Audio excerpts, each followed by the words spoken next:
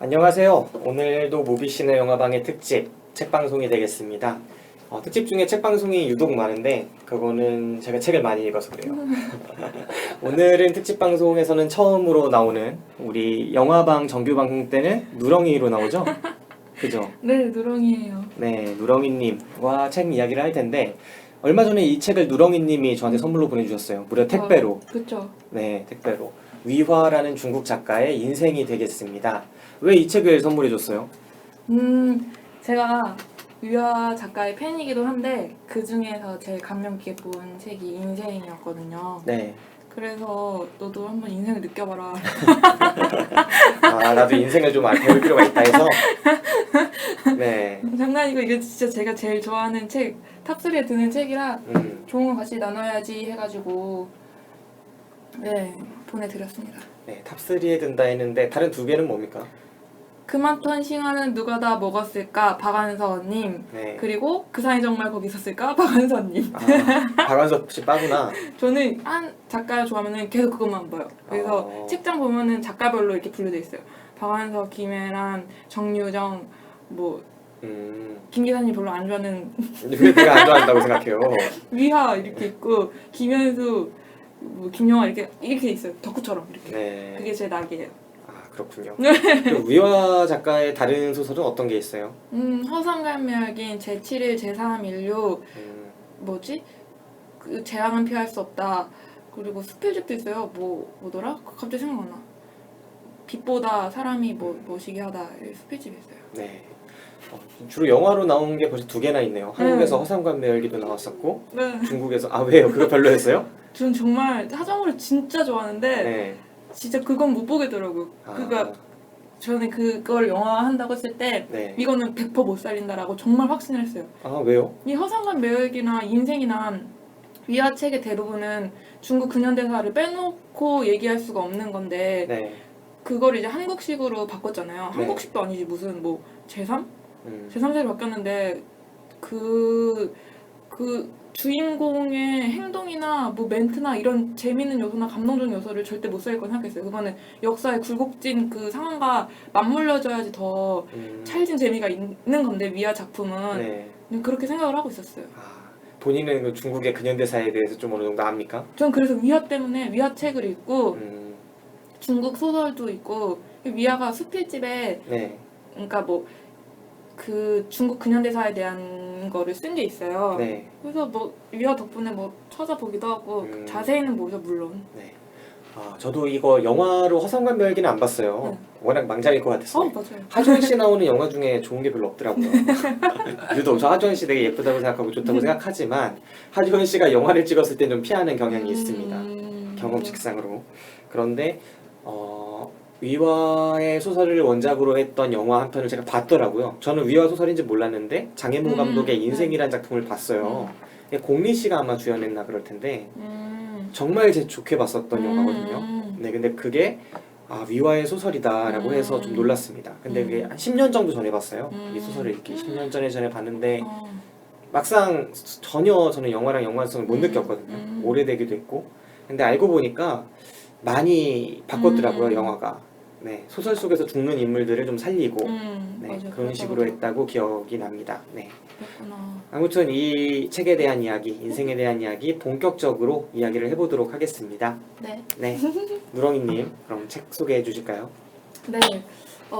인생은 위화의 장편 소설로 어떤 민요를 수집하는 어떤 사람이 있는데 그 사람에게 푸구이라는 노인이 자기의 과거 이야기를 해주는 그런 액자 형식으로 이렇게 진행되는 소설이고요. 그러니까 주인공은 푸구이 노인이라고 보면 되는 거죠. 네. 그러니까 뭐 푸구이가 어렸을 때는 진짜 부유한 도련님, 진짜 막 잘 사는 아들내미였는데 흥청망청 돈 쓰고 노름하고 부인도 막 홀대하고 그러다가 근데 막 중국에 문화대혁명도 있었고 또 국공내전 뭐 이런 것도 있고 되게 많았잖아요. 근현대사의 사건들이 그 역사적 경랑에 휩쓸려 가면서 자기한테 소중한 사람들을 한 명씩 잃어가요. 뭐 어머니나 뭐 부인이나 스포인가? 아니 다 말씀하셔도 돼요. 뭐 딸, 뭐 사위, 뭐 손주까지 다 잃어가면서 역시 아버지는 소중하지 않았다고 보는 거네요. 가장 먼저 죽었는데 빼놓네. 그렇구나. 네. 아버지도 죽어요. 그래서 네. 그렇게 어떻게 보면 되게 험난하다고 하는 인생을 살아가는 이야기를 우리한테 들려주면서 뭐 인생이란 무엇인가, 살아간다는 건 무엇인가를 생각하게 해주는 그런 책입니다. 네. 일단 이 작품을 보자면 앞에 말씀해주신 액자식 구성으로 돼 있죠. 네. 네, 이야기 속에 또 다른 이야기가 있는 거고 주인공이 있고 화자가 따로 있는 거예요. 그래서 네. 화자가 주인공을 만나서 이야기를 듣는 일종의 인터뷰를 하는 형식으로 전개가 되고요.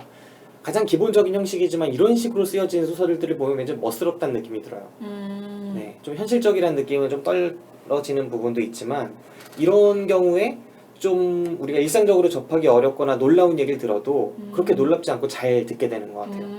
그런 게 있네요. 저는 네. 이런 소설 볼 때마다 약간 왜 이럴까? 치사할까? 왜냐면은 그런 얘기 액자식이 아니면 네. 이야기를 풀려고 어떻게든 막 뭐 배치를 다르게 한다던가 구성 그죠. 다르게 한다던가 그런 게 되게 화려한데 여기는 그냥 궁금하면 물어보잖아요. 네. 근데 왜 죽었어요? 뭐 했어요? 그래서 근데 얘기 듣고 보니까 이렇게 물어보고 대답을 들으니까 오히려 안 놀라는 그런 게 네. 있네요. 그리고 기본적으로 전개되는 이야기 자체가 매우 힘이 있어야 이런 스타일이 먹혀요. 보통 그냥 대단치 않은 이야기를 액자식으로 하면 사람들이 쉽게 지루해지는데 맞아요. 보통 액자식을 쓰는 이야기의 대부분은 그 입을 통해서 상대의 입을 통해 듣는 게 매우 흥미로울 때 네, 뱀파이어의 인터뷰 뭐 이런 것처럼 네, 그것도 이제 극중에 이제 크리스찬 슬레이터 그 기자가 가가지고 탐 크루즈 만나서 어마어마한 이야기 듣는 거잖아요. 그런 식의 것들이 기억이 나네요. 네, 일단 이런 식의 액자식 구성을 띠고 있고요. 그리고 나오는 이야기는 그것도 앞에 얘기해 주신 것처럼 어떤 한 나라의 근현대사와 얽혀있는 이야기예요.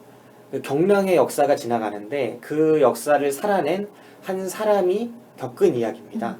뭐 이런 얘기 진짜 많죠. 우리나라에도 많고 뭐 우리나라에 어떤 작품이 있을까요? 이런 식의 뭐 태백산맥, 뭐 한강 뭐 이런 작품들 조정래 씨의 대하소설들도 그렇고 네, 많이 있지 않나요? 누가 이거 보고 되게 아니다? 아니에요. 이건 너무 단편 소설이구나. 아니요, 아무튼 많죠. 뭐 하자는 맞습니다. 거예요 지금 방송에서? 네, 많이 토지도 있고. 이런 거 아닌가요? 네, 토지도 그럴 수도 네. 있고 그 다음에 뭐 남미 영화 중에 영혼의 집이라는 영화 있어요. 영혼의 집이라는 그 남미 칠레 쪽이었나?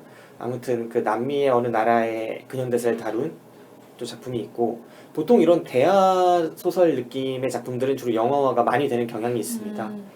중국에서 이제 여기 푸구이 노인이 주인공이지만 푸이라는 애가 주인공인 작품 하나 있죠. 그 황제 네. 베르나르도 베르톨루치 감독의 마지막 그래, 맞아. 마지막 황제라는 황제. 영화 있고요. 뭐 이런 식의 작품들이 많이 있습니다. 네. 아무튼 이 책도 액자식 구성을 가진 근현대사의 그런 굴곡을 보여주는 한편의 대하 소설 같은 느낌의 작품인데 맞아. 사실 분량을 보면 전혀 대하 소설이 네. 아니에요. 네. 이거 되게 쉽게 넘어가잖아요. 그죠. 그러니까 뭐 푸구이가 겪었던 사건이 그냥 개인이 겪은 사건이지만 이게 이 사람한테 일어날 수밖에 없었던 게 사실은 그 문화적 배경이 있다. 뭐 네. 토지개혁 뭐 이런 거 있다. 이렇게 하니까 이게 뭐 굳이 뭐 이게 구구절절이 언제 이렇게 일어나고 이게 아니더라도 그러니까 개인 삶에 딱 투영해서 보여주니까 네. 그것도 되게 쉽게 이해도 되고 그래요. 물론 찾아봤을 땐 어려웠지만 네. 인물 한 명한테 되게 응축해 있어서 소설이 크게 여러 명의 보통 대하 소설은 그렇잖아요. 여러 명의 인물들 맞아. 보여주고 그들 개개인이 어떤 하나의 그 시대를 반영하는 상징적인 인물이기도 하고 그런 면모들이 있는데 이 경우에는 정말 푸구이한테 집중돼 있고 다른 인물들은 확실히 조연으로서 역할을 하는데 이 푸구이가 겪는 삶 자체가 워낙 특수하고 굴곡져 있다 보니까 보는 사람들이 좀 많이 몰입해서 볼 수 있는 요소들이 있죠. 네. 저 궁금한 게 김이사님은 이 책 어떻게 보셨어요? 저 이 책 되게 슬프게 처음 봤어요. 네, 많이 슬프잖아요. 울었어요, 안 울었어요? 안 울었죠. 진짜로? 네, 이 정도에 울진 않습니다. 저는 니모를 찾아서 정도인데요. 저 이 정도에 울지 않았고요. 이 푸구이라는 사람이 좀 가슴 아프긴 한데 좀 과하다.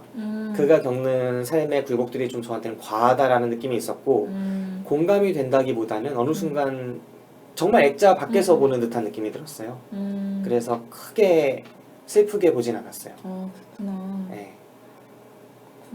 저 네. 완전 몰입해서 봤었거든요. 음, 그래서 지하철에서 뭐또 읽었는데 눈물참을 막 고개 막 뒤로 젖히고 막 네. 그랬던 기억이 있어서 나만 슬펐나. 이 책 읽다 보면 처음에 일단 민요수집가잖아요. 화자가 되게 뜬금없이 민요수집가인데 어느 밭 같은 데 밭을 가는 이제 푸구이라는 노인을 만나는데 거기서부터 아, 이 작가가 저는 약간 표절을 하는구나 어? 라는 느낌을 받았어요. 어디? 전혀 못 느꼈어요? 뭐? 우리나라 전래동화를 표절하다는 느낌인데 아니 이제 소한테 밭을 가려고 하면서 이름을 여러 개 불러요. 뭐라 그러더라? 예, 막 자기 가족들 이름이죠. 맞아 알고 맞아 보니까 맞아. 야 푸구이 그리고 딸 이름 부르고 아들 이름 부르고 맞아 맞아. 뭐 아내 이름 부르고 막 이런 식으로 펑샤 막 이런 식으로 하나씩 하나씩 부르는데 나중에 이제 왜 이름이 여러 개냐 소는 한 마리인데 하니까 소한테 이제 고개 숙여 간 다음에 들으면 안 된다고 얘기를 해주죠. 사실은 소도 귀가 있는데 혼자서 혼자서 뭐 밭에 가면 너무 지치고 외롭다 해가지고 주변에 다른 소가 있는 것처럼 뭐 얘기를 한다. 막 이런 식으로 하는 게 옛날에 이제 우리나라에서 나왔던 그러네. 그런 이야기를 약간 빌려온 듯한 그러네. 그런 느낌을 좀 받았고 아 약간 거기서부터 약간 몰입이 안 되더라고요. 그렇구나. 네. 약간 그 위화 작품이 거의 그런데 거의 그렇다기보다는 말을 건네면서 음, 난 이랬다네 저랬다네 네. 약간 이런 식으로 진행되는데 뭔가 코드가 안 맞는 거 아닌가? 네, 가장 일반적인 형식으로 네, 무난하게 진행되는데 사실 처음에 괜찮았어요. 이 인물이 워낙 또 괜찮으면서 안 괜찮았던 거죠. 약간 우선 우화적으로 느껴졌거든요. 오히려 깊이 있는 소설을 막 진짜 뭐라고 할까 현실감 있는 막 살이 맞닿는 그런 소설이라기보다는 약간 우화적인 소설로 느껴진 게 인물이 또 일단 정근대적인 사회에 사는 느낌이 있잖아요. 우리나라 3대처럼 3대를 다 겪는 느낌이 있어요. 아버지 때는 되게 부자였는데 땅을 또 물려받아서 노름하면서 돈을 다 날리는 과정들이 나오죠. 근데 그 과정이 우화적으로는 매력이 있는데 현실적으로 보면 약간 좀 심하다. 너무 막 날리잖아요. 예. 맞아. 그리고 또 이제 나중에 그거를 집도 다 팔아먹고 이제 오히려 빚을 지게 됐을 때 그리고 자신이 빚을 진 사람의 소장농으로 들어갔을 때 다시 개과천선하는 모습들 아내한테 갑자기 잘하기 시작하는 모습들 이런 걸 보면서 아 너무 우화적이다라는 생각을 저는 했거든요. 그렇구나. 네.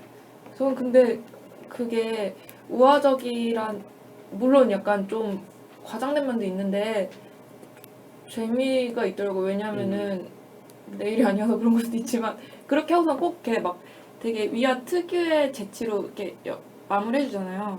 뭐 그런 거 있어서도 뭐 되게 안 심각하게 그냥 이거 되게 재밌게 흘러가면서 우리 때는 소였는데 그 다음에는 거위가 되고 재산이 거위에서 뭐 닭이 되고 이렇게 조금 뒤로 뭐 그거 몰라요? 거위에서 닭이 되진 않았겠죠. 거위에서- 거위에서 말이 되고 뭐 양이 되고 양에서 소가 되고 점점 재산이 줄어드는 그런 거를 얘기해줘서 저는 그 우화 같다는 그 느낌을 계속 유지하면서 가서 저는 계속 몰입할 수 있었던 것 같아요. 네. 그런 부분이 확실히 있었던 것 같아요. 우화 같은 게 단점이 아니라 오히려 장점처럼 여겨지는 요소들이 중간에 되게 많아요. 그리고 똑같이 말을 하면 되게 멋없는 부분을 방금 말한 것처럼 아버지가 그렇게 얘기하죠. 돌아가시기 직전에 아들이 이제 모든 걸 날리고 아버지는 되게 분노했지만 그렇게 얘기해요.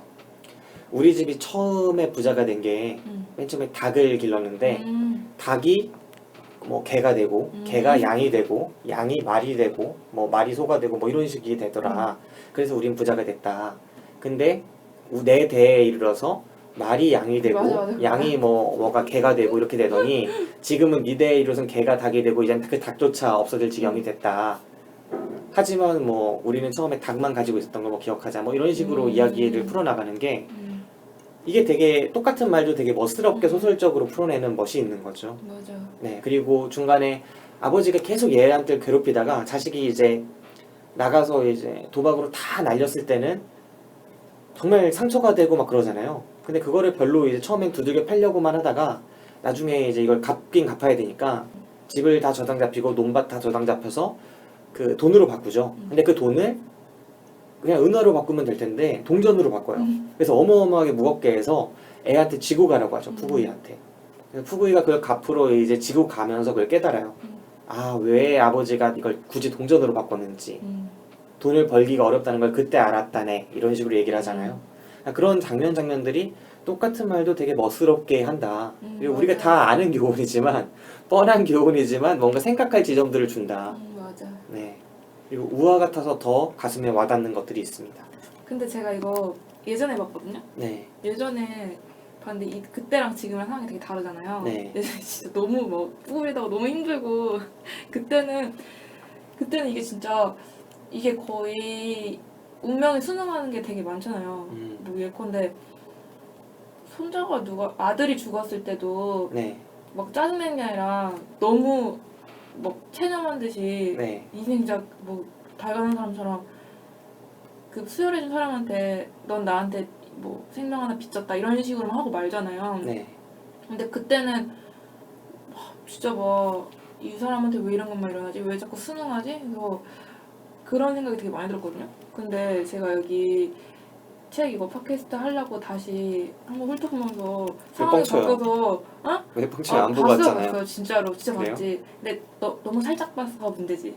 근데 그 장면을 봤는데 너무 화가 나는 거예요. 왜 가만히 있는지 멱살에도 잡고 그 다음에 자기가 화낼 거 다 화내고서는 순응하면은 그러면 좀 괜찮겠는데 이게 너무 좀 이해가 안 됐었거든요. 그래서 이게 좀 보는 시점에 따라서 뭔가 느낌이 좀 많이 다르더라고요. 네. 만약에 지금 이거를 풀로 완독했으면 이게 탑3 아니라 탑10? 이 정도 되지 않았을까? 이 생각하면서 왔어요. 그러니까 물어보고 싶은 건 이게 아까 좀 너무 우화적이라고 한 게 좀 이런 것도 그렇죠. 너무 빨리 수능하고 너무 막 그죠. 네. 제가 이거를 우화적이라고 느낀 건 약간 우의적인 부분이 있는 거죠.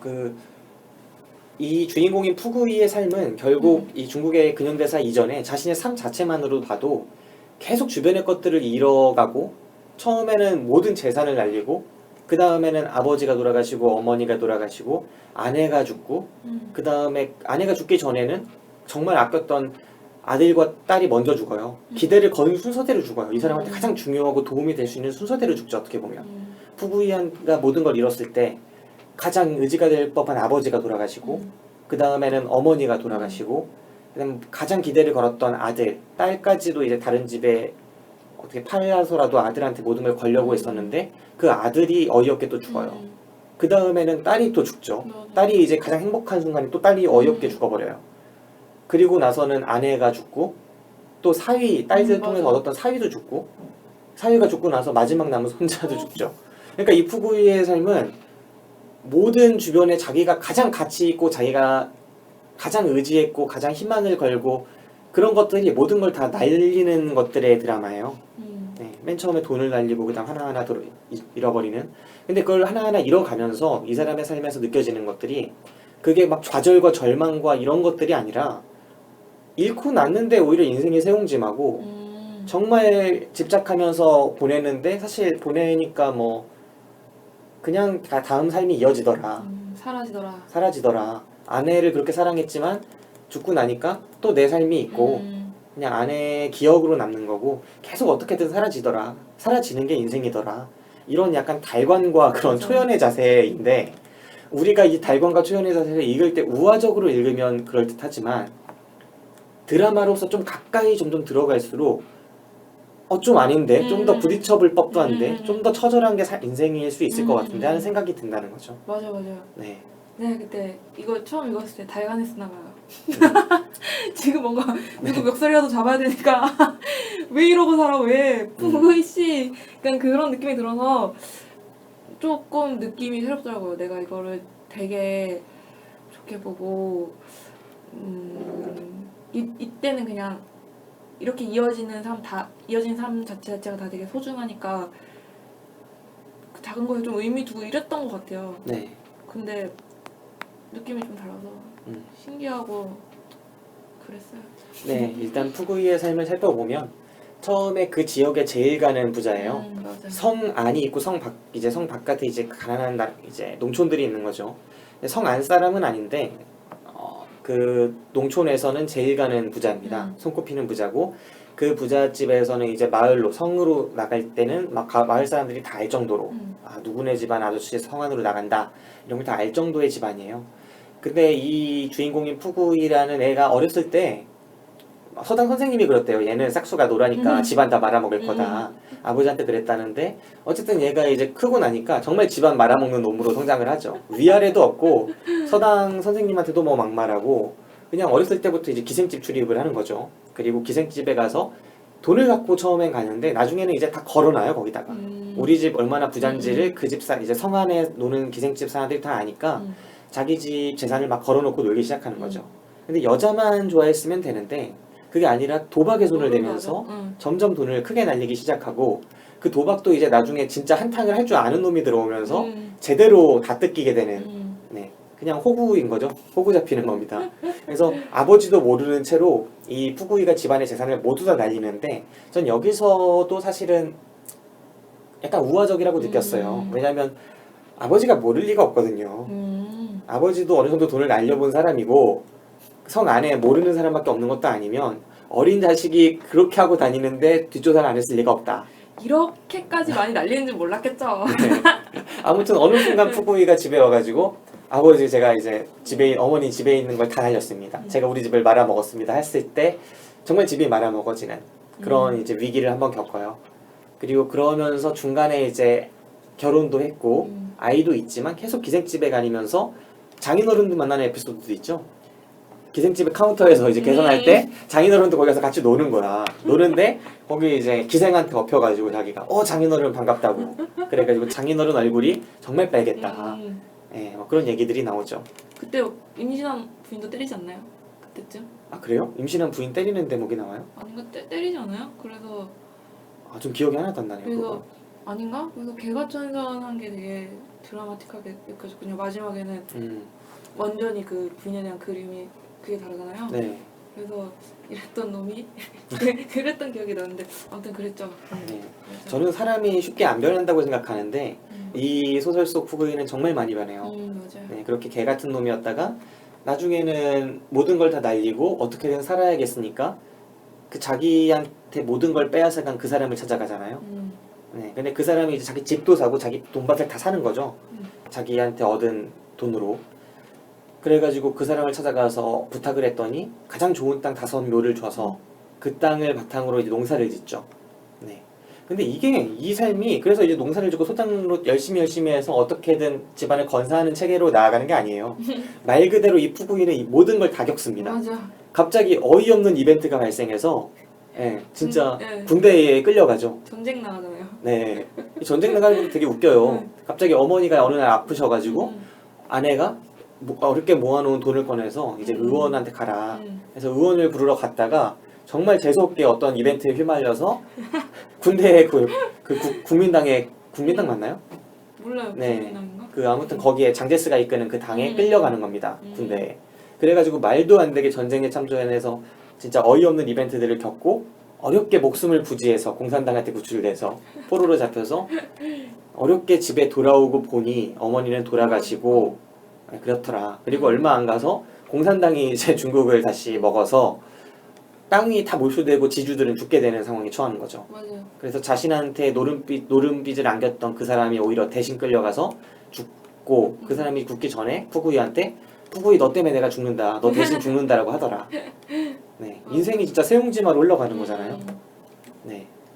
그 다음에 이 사람이 듣는 게 이 사람이 또 이제 짊어지는 게 또 그런 거죠. 결국은 이렇게 생명을 부지했는데 나중에 이렇게 생명을 부지해서 다 잘 될 줄 알았는데 오히려 또 어려움이 또 처하게 되고 막 이런 것들이 계속 벌어져요. 세옹의 일처럼. 네. 맞아요. 그 다음에 딸도 아픈가? 아프지 네, 딸이 이미 갔다 왔을 때 말을 못하게 돼 있고 벙어리가 되어 있고 아들도 애써서 이제 잘 키워 나가고 있는데 또 죽게 되고 막 이런 것들이 계속 펼쳐지는 그런 소설이 되겠습니다. 기억에 남는 장면들 있어요? 저는 딱히 기억에 남는 건 오래돼서 잘 기억 안 나는데 그런 게 기억에 남아요. 그러니까 아들이 되게 죽잖아요. 피 네. 뽑다가. 근데 그런 거를 비장하지 않게 뽑잖아요. 그게 너무 어떻게 보면은 뭐라고 해야 되지? 너무 가볍게 그린다고 해야 되나? 그러니까 뭐 아버지가 뭐 아들이 이렇게 해서 어떻게 되고 어떻게 죽었다가 아니라 그냥 툭툭툭 치고 지나가잖아요. 네. 뭐 혈액형이 맞다니까 좋아가지고 피 뽑고 근데 얼굴 하얀데도 그냥 계속 뽑았다 그러다가 죽었다. 근데 그냥 그런 식의 장면이 기억이 납니다. 네. 그 장면도 네. 아들이 처음에는 아버지가 아들을 되게 탐탁지 않아요. 왜냐면은 자기는 이 집안을 일으키기 위해서 딸을 막 다른 집에 보내면서까지 그 돈 모아서 아들을 좀 교육을 잘 시키려고 했는데 그 아들은 학교 가서 공부에는 뜻이 없고 맨날 풀이나 배가지고 약 먹이는 데만 모든 관심을 갖고 있거든요. 그래서 아버지가 이 자신의 아들 유칭을 매우 못마땅해 하는데 어느 날 이 아이가 잘하는 걸 발견을 하는 거죠. 그냥 이제 성관에 한번 들어갔는데 무슨 큰 대회가 있다 해서 갔더니 아들이 달리기를 엄청 잘해요. 그래서 한두 바퀴 이제 좀 처음엔 뒤쳐져 있는 줄 아는데 그걸 물어보니까 저 큰 애들을 맞아요. 다 따라잡은 거라고 몇 바퀴를 앞서 있는 거라고 해서 되게 좋아하지만 이제 또 그걸 시키진 않죠. 나는 달리기로 밥 먹는다는 걸 들어본 사례가 없다라고 하면서 안 시켜요. 이런 여러 가지 이벤트랑 아들이 있었는데 어찌어찌해서 이제 아들이 잘 살고 있다, 이제 마음을 점점 잡아가고 있다라고 알고 있던 차에 갑자기 어느 유층의 그 학교 친구가 막 달려와서 아버지 어딨냐 아버지 어딨냐 이렇게 찾는다는 거죠. 그래서 갔더니 이미 병원에 갔더니 아들이 죽어 있더라. 나중에 듣고 보니까 그런 이야기인 거죠. 학교에서 이제 교장 선생님의 아내가 임신을 하다가 너무 많이 아파서 피를 많이 흘려서 수혈을 해야 한다. 그래서 학교에서 애들을 몇 명 추려갔는데 혈액형이 안 맞는다는 거죠. 우리는 거기서 유칭이 왜 처음에 그렇게 약간 개념이 없었나를 알 수가 있어요. AB형이었던 거죠. 아, 농담입니다. 무시할까? 농담입니다. 네, 아무튼 그 AB형으로 타려가 되죠. 왜냐면 애들이 그렇게 혈액형 구하기가 어려웠으니까. 그래서 안 맞는다 하는데 어찌어찌해서 유칭을 한번 해봤더니 맞았더라. 그래서 데려가서 이제 의사가 피를 뽑아서 이제 계속 수혈을 하는데 그 교장 선생님이면 그 시골 마을에서 잘 나가는 사람이고 얘는 보잘것없는 소장농의 아이니까 피를 계속 뽑은 거죠. 죽든 말든. 그래서 얼굴이 정말 하얗게 되고 어느 순간 고개가 떨어졌는데도 피를 계속 뽑았다라고 묘사가 돼요. 정말 아무것도 아닌 일처럼 맞아. 그렇게 해서 그러니까. 죽었다. 네. 그리고 그 아버지는 나중에 뒤늦게 들어와서 이 죽은 걸 보고 의사 누구냐고 막 행패를 부리려고 하고 하다가 어느 순간 누구 하나를 만나게 되죠. 교장 선생님이 아니라 현장이었고 그 현장인 사람이 자기가 예전에 입대했을 때 끌려가서 입대했을 때 자기랑 친했던 어린 애가 나중에 현장이 된 거죠. 걔는 끝까지 공산당에서 싸웠기 때문에 네, 그걸 보고 아, 더 이상 화를 이제 내지 못하고 아이 죽은 시체만 들쳐매고 오다가 그것도 집에다가 말을 하지 못하고 그냥 파묻어요. 논두렁에다가. 왜냐면 집에 가서 아내한테 말을 하면은 아내가 몸도 안 좋은데 충격받아 쓰러질 게 뻔하니까. 너무 슬프지 않았어요? 그 대목도 좀 슬펐죠. 저는 그거 그 펑샤랑 딸, 펑샤랑 그 다음에 그 사위 얼씨랑 네. 되게 행복하잖아요. 네. 행복하고 거기도 너무 조마조마한 거예요. 이 사람 주인 다 죽으니까. 그래서 설마 딸은 남겠지 이러고 진짜 딸도 힘들었는데 어쨌든 진짜 사랑 쌓여서 행복이 절정에 올랐을 때 설마 하면서 되게 조마조마하게 했을 때 죽잖아요. 네. 그때 충격이 되게 컸는데 그마저도 그 좀 제 기준으로 담담하게 그랬어요. 그래서 그 얼씨가 그러잖아요. 나는 아이를 잃었는데, 그러니까 나는 어른이 나오길 바랬는데 아이가 나왔다고 네. 병실에서. 그래서 그때 펑펑 쏟았죠. 그게 아, 조마조마했을 때 더 담담하게 더 터뜨렸던 것 같아요. 네. 그 대목도 진짜 음. 얼씨 맨 처음에 자기 펑샤가 되게 안타까워요. 벙어리고 어느 집에서도 이제 벙어리니까 데려가지 않으려고 하는데 애는 예쁘장해도 부모가 되게 걱정되는 거예요. 우리가 죽고 나면 얘는 누가 돌보지? 우리는 펑샤가 있어서 펑샤가 우리를 돌봐주겠지만 우리가 죽고 나면 이 벙어리인 펑샤를 아무도 돌봐줄 사람이 없다. 해가지고 어느 날 또 이제 마침 결혼식이 열리는데 펑샤가 거기서 되게 무시당해요. 자기는 말도 못하고 듣지도 못하는데 그러다 보니까 그런 남자랑 여자가 부러워 보여서 계속 따라가고 그러다가 동네 총각들이 되게 무시하고 그러거든요. 그래서 보는 입장에서 상처가 되니까 있는 돈 없는 돈 다 털어서 중매쟁이한테 어떻게 한번 부탁을 했는데 마침 어떤 사람을 구해온 거죠. 그래서 돈 잘 버는 어떤 남자다 해가지고 처음에 그러면은 좀 불안해하죠. 우리 펑샤를 좋아할 리가 없는데 근데 목이 좀 비뚤어졌다 해서 만족한다는 대목도 되게 멋스럽게 묘사가 되고 얘가 남자가 와서 아내를 보고 어찌어찌해서 되게 좋아하고 잘 돼요. 잘 되는 과정도 재미가 있죠. 잘 돼서 이제 데려가는데 데려가서 이제 결혼을 하고 막 오고 가고 하는 모습이 있었는데 임신을 하고 나서 네, 그러죠. 임신을 하고 나서 처음에는 잘 되는 줄 알았는데 안에서 막 여자가 비명소리가 들려오는 거예요. 깍 하는 비명소리가 들려오니까 남편이 월씨가 그러죠. 아 지금 고생하네요 펑샤가 안에서. 근데 아버지가 그러죠. 그럴 리가 없다. 펑샤는 지금 말을 못하는데 뭔가 잘못되고 있는 것 같다. 그리고 나서 둘이 되게 안절부절 못하는 장면이 이어지고 그러다가 의사가 얼마 지나지 않아서 나와가지고 아이를 원하냐 아내를 원하냐 여자를 원하냐 아이를 원하냐 이 말 자체가 되게 냉혹하게 들리는 게 이 소설 속에서 또 그런 설정이죠. 약간 스타일이죠. 그래서 나는 아내를 원한다 여자를 원한다 이런 식으로 말을 하게 되고 그런데 나중에 아이가 태어났다고 말을 하죠. 아이가 잘 태어났다. 그러니까 남편이 되게 절망하잖아요. 그 말만 듣고 처음에 얘가 살았는지 죽었는지도 말을 안 해주고 아이가 태어났다라고 하니까 나는 아내를 원한다고 펑샤를 원한다고 말을 했는데 막 이러는데 나중에 아내가 살았다고 했다 또 죽여요. 그러니까 이게 약간 소설이 계속 들었다 놨다를 계속해요. 고의적으로 줬다 뺏었다 줬다 뺏었다. 가장 좋았던 거는 뺐고 그걸 뺏어서 가장 절망했을 땐 또 뭔가를 주고 그러니까 작은 행복과 절망을 계속 소설이 그 교차를 시키면서 독자를 들었다 놨다를 계속하는 식의 소법을 처음부터 끝까지 쓰고 있어서 저는 어느 순간 이걸 따라가는 인내심 깊은 사람은 아 소설에 계속 끌려가면서 좋다 하겠지만 저 같은 성격이면 어느 순간 화가 납니다. 너 어차피 죽일 거잖아. 어차피 아 그렇구나. 어차피 달관하고 초연할 건데 왜 자꾸 이렇게 나를 괴롭히냐 이런 생각이 드는 거죠. 그렇구나. 저는 이게 좀 읽다가 완전히 좋지 못하게 봤던 게 이 소설이 분명히 멋스럽고 인생사 세옹지마의 그 멋을 잘 살리는 것도 있고 내적으로도 그 표현이나 묘사의 그 멋스러움이 있어서 좋은 건 맞는데 약간 비겁하달까 하는 느낌이 있어요. 왜요? 그 장이모 감독의 영화 인생을 보면 그게 정말 살갗으로 맞닿거든요. 그러니까 우리가 눈앞에서 그 사람이 똑같이 인생사 세옹지마에 겪는 과정을 보면서 그래도 인생은 사라진다라는 어떤 주제를 느끼게 되는 거죠. 우리가 알고 있는 거를 커다란 운명에 저항할 수 없는 그 인물 푸구이의 삶을 보게 되면서 그 안의 자전의 삶을 보면서 느끼는 건데 이 소설 같은 경우에는 이게 액자식이다 보니까 우리가 막 표면적으로 피부로 느낀다기보다는 그냥 왔다 갔다 얘가 들었다 놨다 하는 걸 보는 것 같은 느낌이 있는 거예요. 그렇구나. 그 소설 속 푸구이가 막 직접 살아나가면서 거대한 걸 마주한다기보다는 그냥 푸구이의 얘기가 한 번 전해져 오면서 너무 꾸며진 듯한 느낌? 네. 그게 제가 좀 짜증이 났어요. 그렇구나. 네. 그럼 만약에 액자식이 아니라 그냥 푸구이 그 영화랑 같은 형식으로 쭉 진행됐으면 어땠을까요? 전 그럼 되게 가슴 아팠을 것 같아요. 이런 형식은 언제나 알더라도 가슴 아플 수밖에 맞아. 없어요. 제가 이거를 조금 물론 좋게 봤지만 계속 안 좋은 점들을 얘기하는 게 약간 면역된 부분도 있는 게 한승원 씨라고 소설가 있어요. 그 한강이라는 채식주의자 쓴 이번에 맨부커상 받은 작가 있죠. 그 작가 아버지예요. 네, 맞아. 한승원 씨의 소설 중에 최근에 나왔던 물에 잠긴 아버지라는 작품이 있어요. 저희가 또 특집 방송에서 한번 다뤘었는데 그 소설도 우리나라 이제 6.25 전쟁부터 이제 쭉 살아온 어떤 아버지의 기구한 삶의 이야기죠.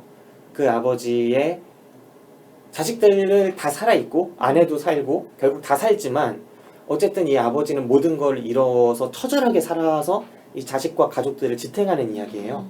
네. 이 인생의 푸구이는 모든 걸 잃었지만 이 물에 잠긴 아버지는 모두를 살렸지만 네 그렇지만 이 두 가족의 삶이 어떻게 보면 비슷한 느낌이 들어요. 네. 그런데 물에 잠긴 아버지는 그 아버지의 삶이 정말 처절하거든요. 우화적이라기보다는 처절해서 오히려 와닿는 게 있었다면 저는 인생은 오히려 처절하다기보다는 훨씬 처절한 얘기인데 우화적이라서 와닿지 않는 부분이 있었던 것 같아요. 그렇구나. 면역도 좀 돼 있었고. 네. 그렇구나. 저랑 좀 반대인 것 같아요. 저는 그게 처절하면 어떤 느낌이냐면은 할아버지 얘기를 활자로 읽는 느낌? 할아버지가 늘 해주던 얘기. 네. 그 총집합을. 근데 저는 그래서 더 신선했거든요. 그러니까 위화가 하는 그런 어법, 그렇게 말을 하는 어법이 그게 좀 다른 것 같아요. 네. 하긴 저도 이런 스타일을 흔히 보진 못했던 것 같아요. 네. 마치 어린 왕자 쓰는 듯한 느낌으로 이런 이야기를 쓸 수 있구나. 진짜 어린 왕자 화법으로 그렇게 아름다운 것만 써야 될 것 같은 화법으로 이렇게 따뜻하고 아름다운 화법으로 이런 슬픈 이야기를 쓸 수 있구나. 네. 그래서 슬픔마저 아름답게 네, 보이잖아요. 맞아. 그래서 그 슬픔이 너무 아름답게 보이는 나머지 그 닥쳐오는 인생들의 초연하고 달관에서 더 이상 저항조차 하지 않는 듯한 이 주인공 푸구이 할아버지의 삶이 그 자체도 어떻게 보면 인간의 삶이구나 하고 느껴지게끔 네, 그렇게 보이는 부분이 있죠. 됐네. 됐네. 네. 근데 여기 보면 피 뽑잖아요. 네. 저는 그게 너무 궁금해요. 허상감멸에게서도 이렇게 매혈하는 게 주 소재고 여기서도 어쨌든 피를 뽑는 게 나오는데 왜 자꾸 위안은 피를 뽑을까? 이게 뭔가 중국 근현대사랑 관계가 있는 건가? 그러니까 사람들이 팔다 못 팔아서 자기 피를 파는 건가? 그러니까 저는 그 생각을 많이 했어요. 그 주로 자주 등장하는 소재가 피, 뭐 운명, 뭐 재앙 뭐 이런 거라서 결국 위아가 어쨌든 말하고 싶은 총집합? 그냥 다는 모르지만 그게 인생이라는 책에 응축돼 있고 자주 쓰는 소재가 또 나오나? 이런 생각을 했거든요. 그럴 수도 있죠. 이 소설 자체가 이것저것 다 쓴 소설이 아니에요. 매우 말을 가려가면서 한 문장 한 문장 고른 소설이고 그래서 200페이지 내외로 되게 짧고 이 위어라는 작가가 아주 많이 고심해서 고른 단어들, 고른 에피소드들이 등장해서 연이어지는 그런 류의 소설인데 피가 나온다면 그리고 다른 소설에서도 연결되는 부분이 있다면 분명히 자기가 어떤 느낌을 갖고 있을 수 있겠죠. 그거에 대한 사연이 있다거나 뭐 알 수는 없지만 궁금했어요. 네. 피를 뽑다 죽는 그 아이, 그렇게 건강했던 아이가 그렇게 허망하게 죽는 모습 정말 다 허망하게 죽어요. 맞아.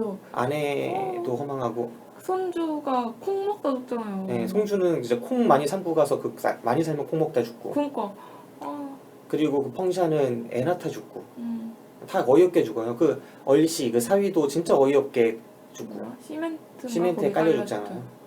네.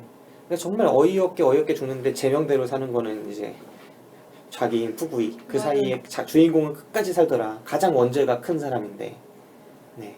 그 여기 나오는데요. 잘 몰랐는데 뭐 소설 이 운명에 재앙이 그를 찾아간 거지 뭐 이렇게 나오네요. 여기 운명론 그게 운명론이었는데 그리고 뭐 운명과 인생의 애증관계를 나타내고 싶었다고 재앙은 어차피 피할 수 없다. 그게 다음 소설에도 나와요.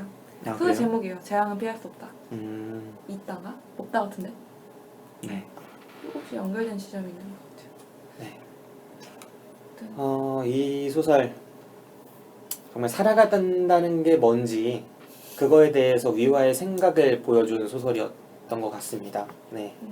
살아간다는 게 뭔가 어떻게 보면은 이 소설 자체가 한 뼘 좀 떨어져서 이 삶을 바라보는 관조적인 시각이 있기 때문에 이게 우화적으로 보이면서도 인생의 어떤 본질을 끄집어내기는 훨씬 좋았던 것 같아요.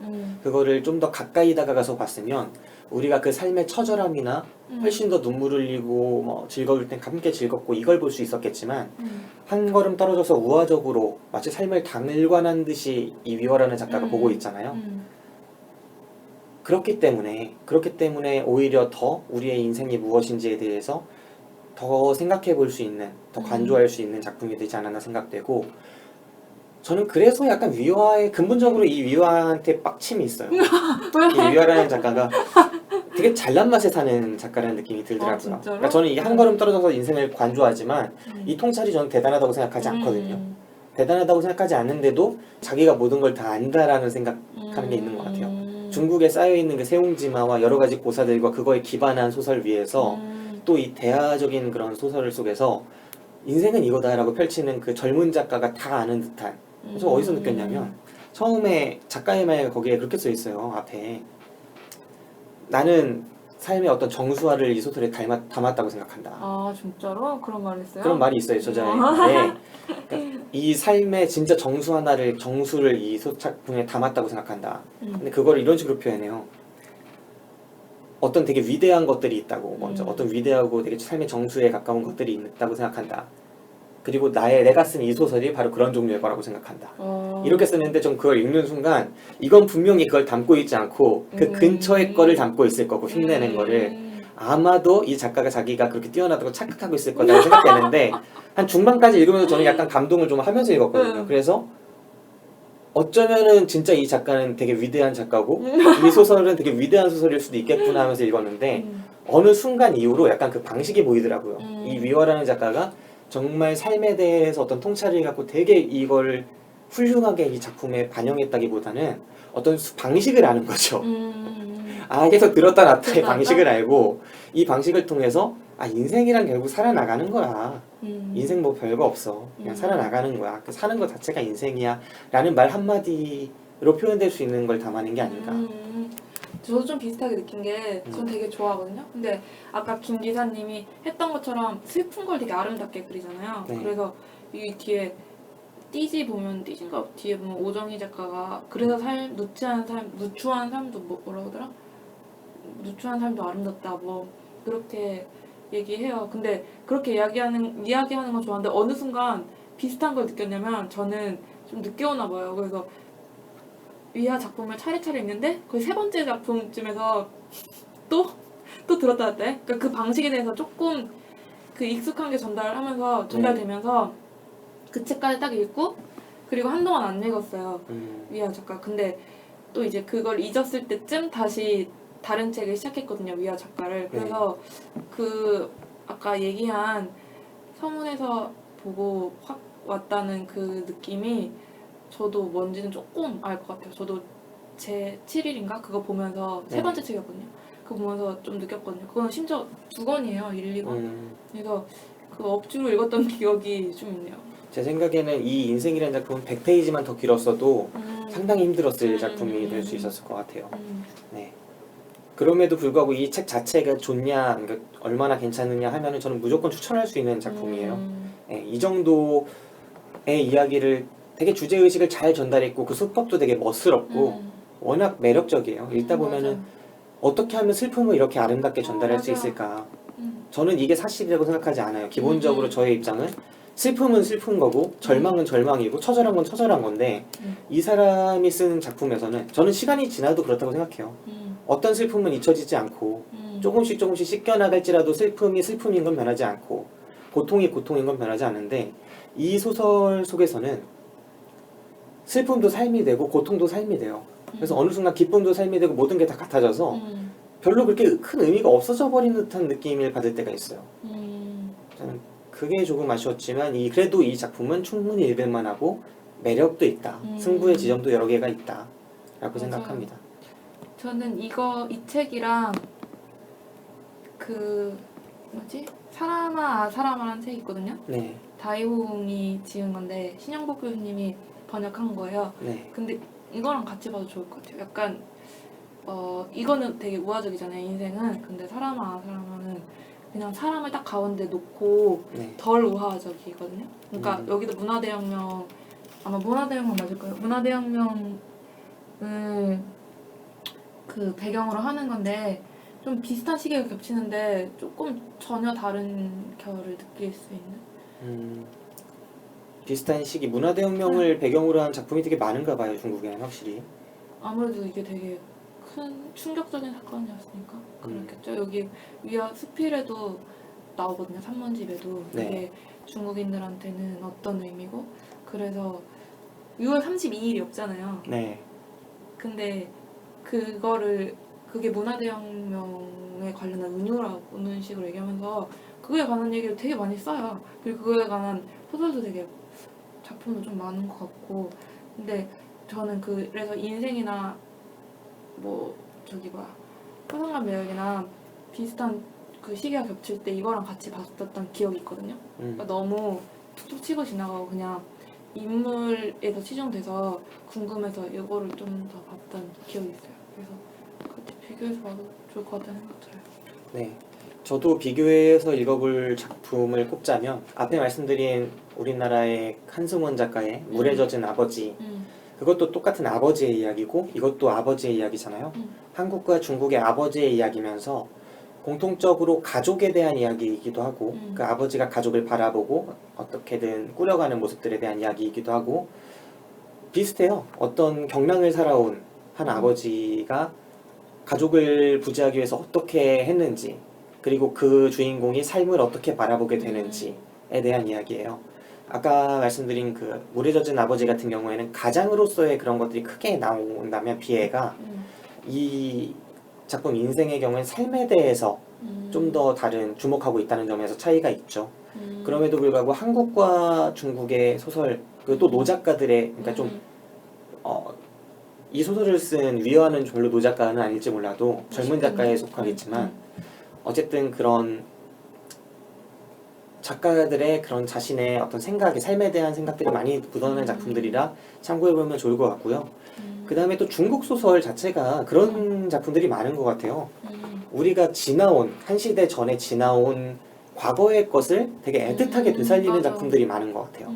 그러니까 한창 우리보다 늦게 근대화를 겪어서 그런지 몰라도 그 근대화로 인해서 사라져갈 만한 것들의 가치나 매력들을 주목하고 그것들을 되살리려는 노력들을 상당히 하고 있는데 이미 우리는 현대 소설들이 이제 다르잖아요. 단절돼 있잖아요. 맞아요. 그 시대 것들이 단절돼 있기 때문에 오히려 그 시대 옛날 소설의 느낌을 우리는 되게 한승원 같은 노작가를 통해서만 느끼는데 되게 중국 소설들에서는 한창 때 작가들이 그런 작품을 쓴다는 점에서 매력 있어요. 맞아, 그런 것 같아요. 네, 우리가 일본 소설은 좀 우리보다 앞에가 나가는 느낌이 있고 중국 소설은 뒤를 따라오는 느낌이 있는데 그게 마치 문학의 질이 그런 게 아니라 약간 트렌드적인 어떤 시대가 그 시대인 것 같다는 느낌이 있죠. 맞아요. 되게 매력 있습니다. 그게.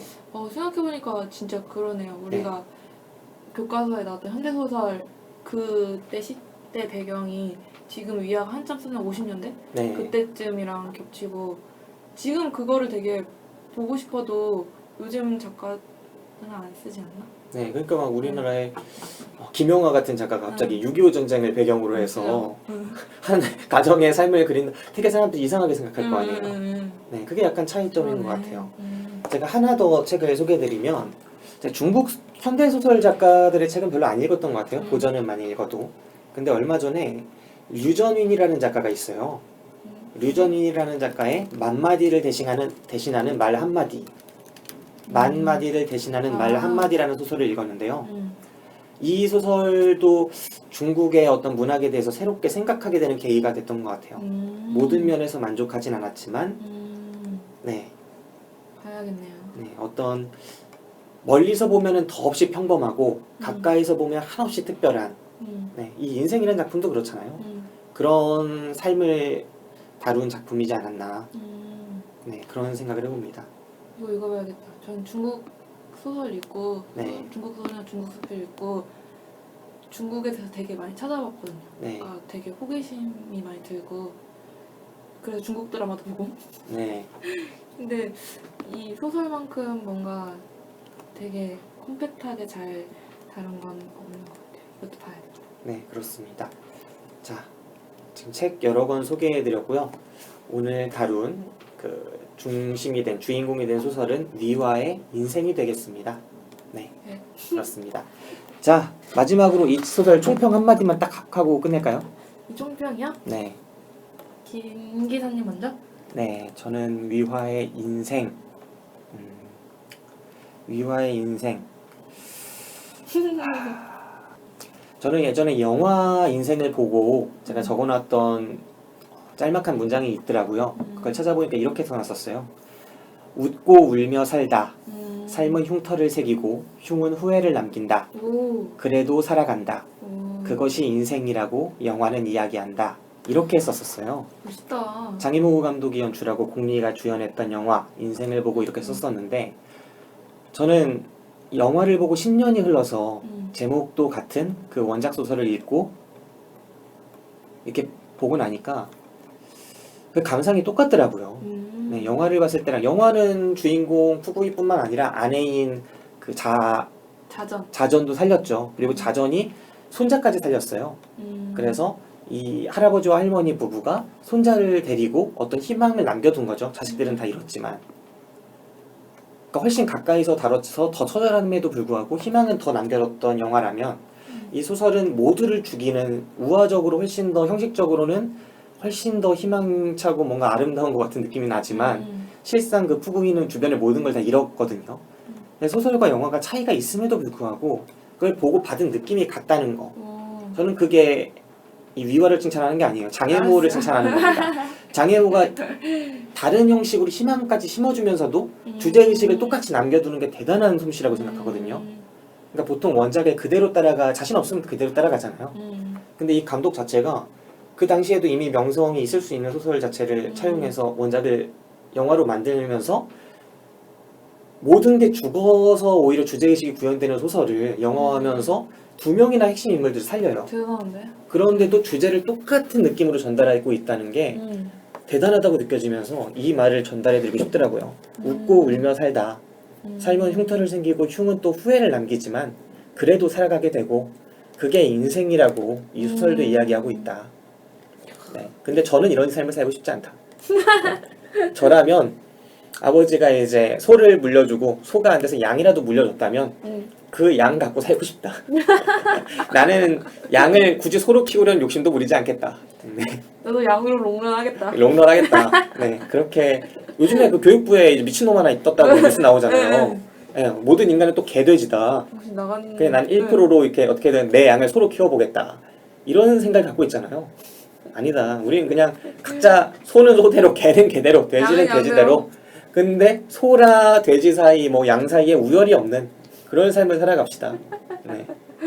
저는 어쨌든 그래도 양을 갖고 살고 싶어요. 나도 양이라도 있었으면. 네. 그렇습니다. 김기사님이 너무 멋있게 얘기해서 네. 나는 할 말이 없지만 저는 할 말이 없지만 저는 뭐 그냥 딱 한마디로 한다면 뭐 계속 걷다 이렇게 말하고 싶어요. 왜냐면 이건 인생의 원제가 원래는 살아간다는 것이잖아요. 그래서 그냥 살아간다는 게 뭐 굴곡지고 뭐 경랑 속에 휩쓸려도 어쨌든 계속 걸어가야 되고 그중에 뭐 웃고 울다가도 어쨌든 계속 가야 되는 길이니까 그냥 뭐 계속 가다가 울고 웃고 내 인생 왜 이러지 이럴 때 한 번씩 들춰보면서 계속 걸어나갈 수 있는 책인 것 같아서 그렇게 얘기하고 싶네요. 네, 잘 들었습니다. 오늘 나와주셔서 고마워요. 네, 누렁이님과 함께 책 인생, 위화의 인생이라는 소설 이야기를 했고요. 관심 있으신 분들은 이 책 사서 읽어보셔도 좋겠습니다. 그럼 오늘 방송 여기서 마칠게요. 저는 지금까지 김기사 저는 누렁이 였습니다. 다음 방송에서 뵙겠습니다. 감사합니다. 행복하세요.